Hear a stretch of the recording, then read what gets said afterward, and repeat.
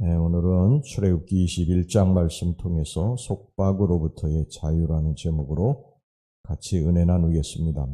출애굽기 20장, 어제 우리 같이 살펴보았던 20장의 말씀은 이스라엘 백성들의 이 종교 그리고 생활의 뼈대가 되는 십계명과 또 여호와 신앙의 바른 정신을 읽을 수 있는 그런 종교 관계법이 제시되었습니다.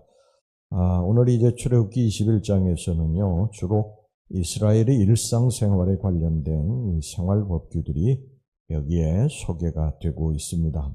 인간의 기본적인 인권을 존중한 이 노예관계법, 그리고 하나님 백성들의 모임 중에 무질서, 또 폭력, 불의, 이것을 근본적으로 방지하기 위한 사형관계법, 또 타인의 재산과 신체에 피해를 준 자에게 적용되는 이 피해보상법, 이런 것들이 이제 여기 소개가 되고 있습니다.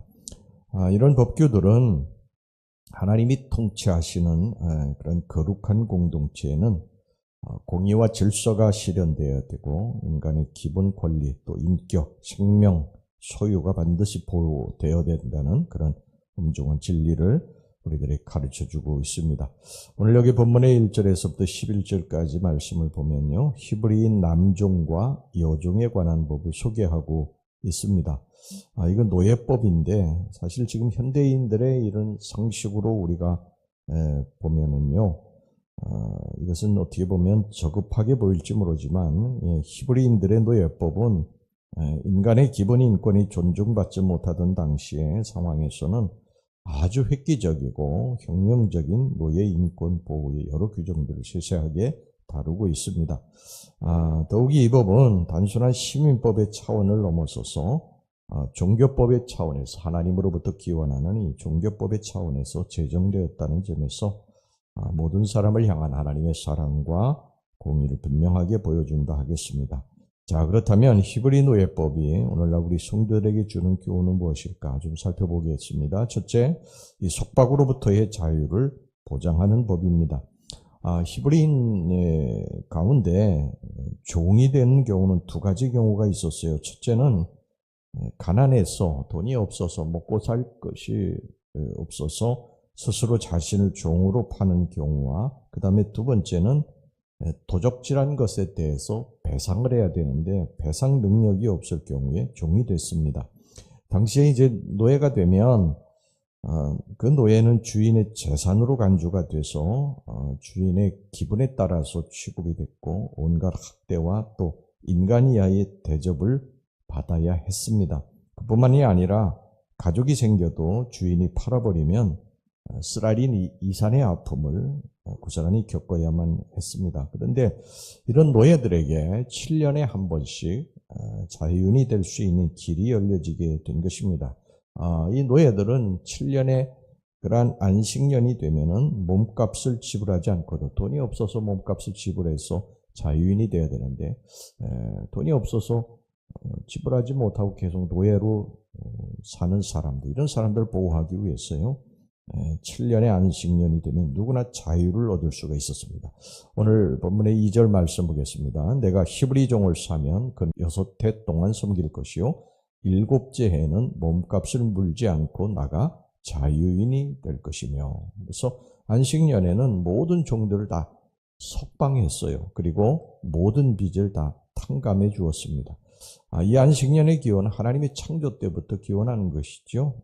이 안식년은 하나님의 안식에 동참하고 하나님 앞에 감사하기 위해서 하나님이 제정하신 그런 절기입니다.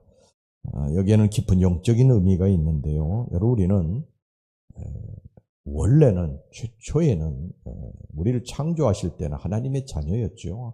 하나님의 자녀고 하나님 품 안에 살던 사람들이었어요. 그런데 죄를 짓고 마귀의 종이 됐습니다. 에덴 동산에 쫓겨나게 된 것이죠.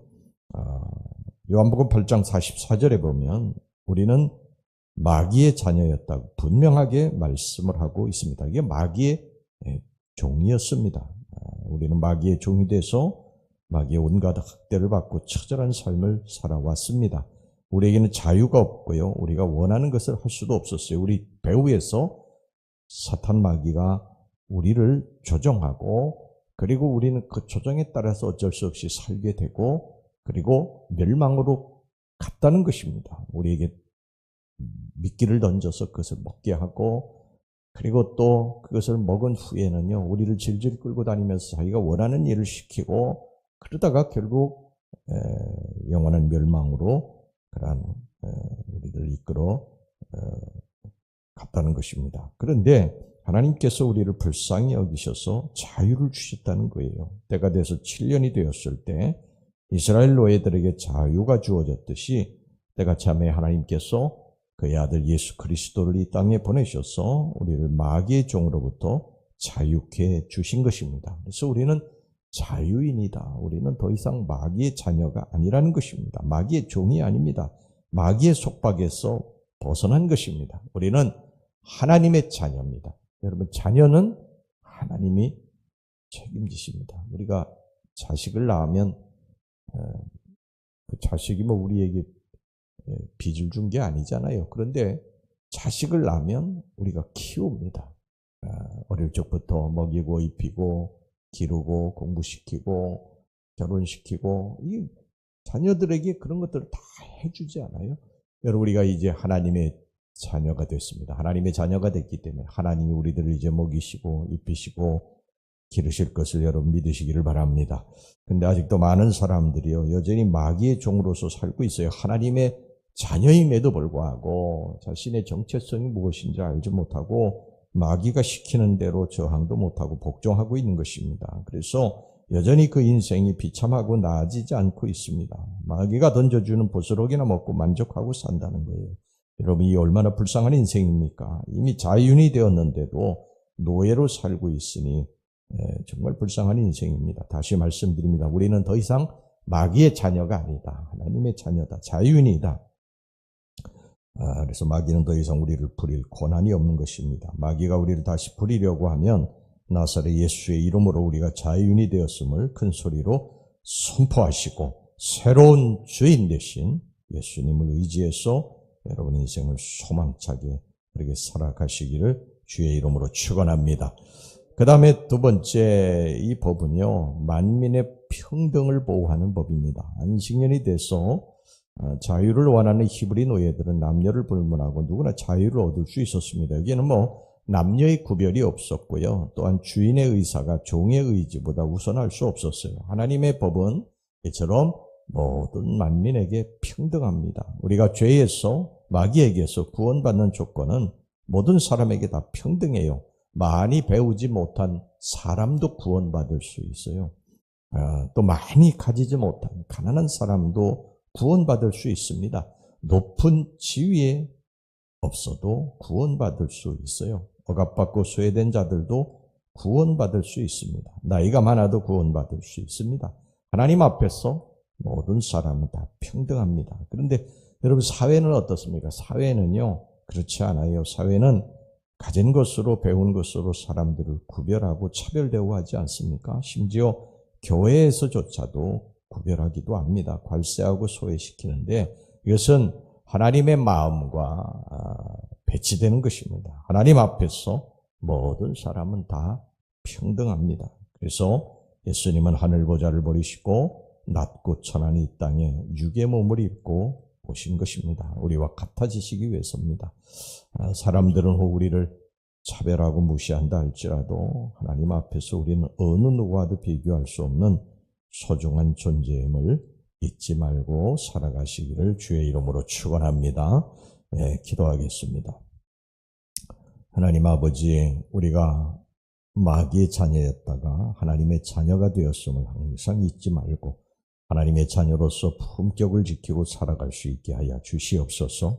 우리의 입술도 품격이 있게 하시고 우리의 행실도 품격이 있게 해주시고 우리들의 마음속에 아무도 모르게 품는 마음도 품격이 있게 해주시옵소서.